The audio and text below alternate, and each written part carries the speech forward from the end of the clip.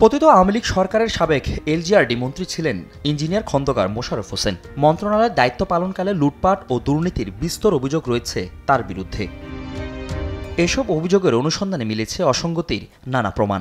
৩৫ কোটি টাকার অবৈধ সম্পদ এবং ১০০ কোটি টাকা ও $১১ লাখ সন্দেহজনক লেনদেনের অভিযোগে তার বিরুদ্ধে মামলা করেছে দুদক।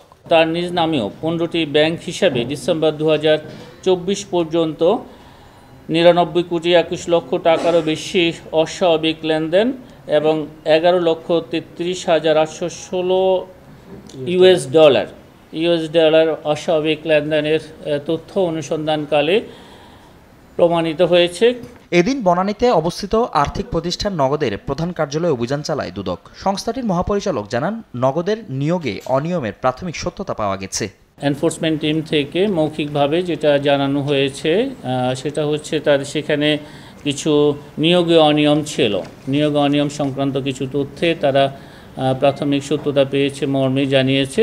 বিস্তারিত তারা যখন প্রতিবেদন দাখিল করবে তখন আমরা জানতে পারব। এদিকে এনআরবি গ্লোবাল ব্যাংক থেকে শত কোটি টাকা আত্মসাতের অভিযোগে নির্মাণ প্রতিষ্ঠান তমা ও ম্যাক্স গ্রুপের বিরুদ্ধে অনুসন্ধানে নেমেছে দুর্নীতি দমন কমিশন দুদক। ফজলে আদিত্য, দেশ টিভি, ঢাকা।